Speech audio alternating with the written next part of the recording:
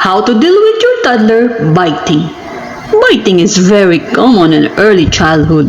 Babies and toddlers bite for a variety of reasons, such as teething or exploring a new toy or object with their mouths.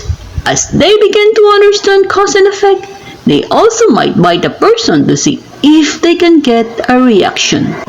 Biting also can be a way for toddlers to express frustration, anger, and fear. These are strong emotions and toddler lacks the language skill to communicate how they are feeling. They may bite as a way of saying, "Pay attention to me," or "I don't like that." Toddlers may also learn that biting can be used as a tool in getting attention or what they want.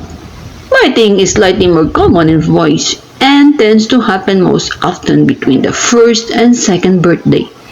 As language improves, biting tends to become less. Parents should have a zero tolerance rule for biting at home, daycare, and elsewhere. If it does happen, be sure to deal with it right away.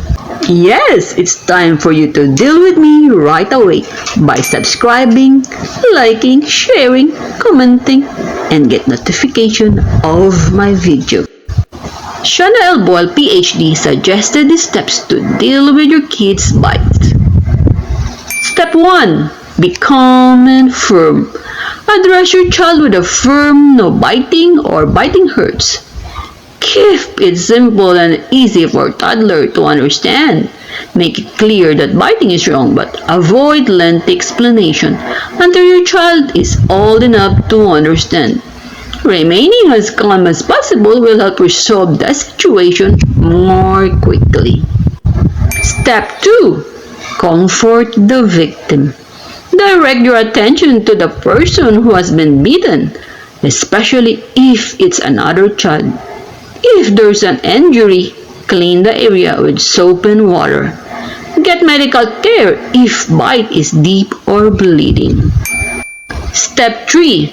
Comfort the biter if needed. Often toddlers don't realize that biting hurts.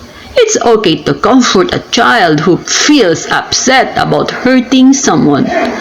An older toddler might learn from being allowed to comfort or apologize to a friend after a bite.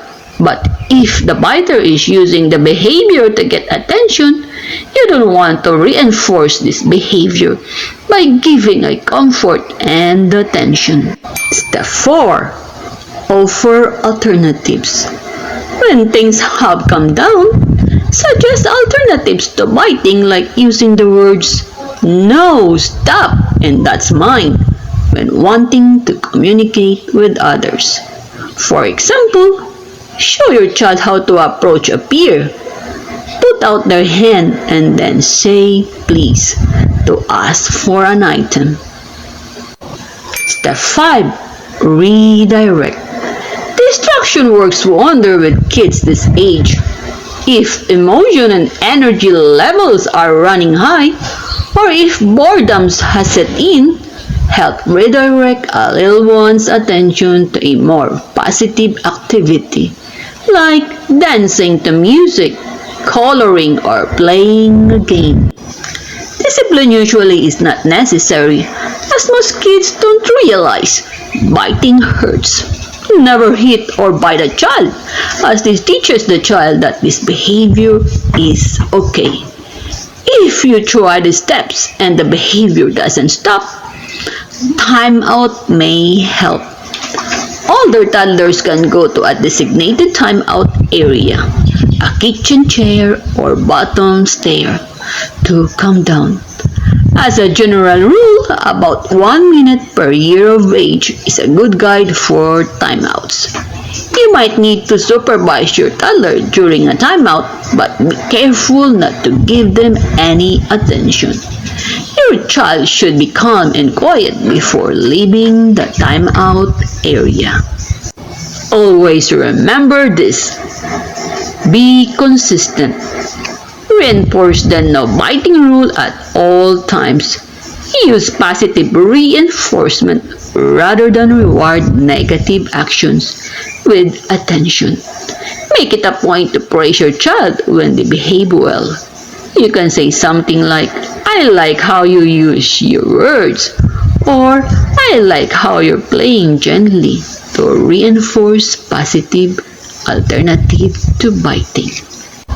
Plan ahead. Toddlers might be more comfortable and not feel the urge to bite if they know what to expect in a new or high energy situation. If biting happens at childcare, you might consider putting your child in a calmer, smaller setting. Find alternatives as language skills develop, and you can help your child find better ways to express difficult emotions. For example, asking kids to use the words when they are frustrated or upset. This can help them calm.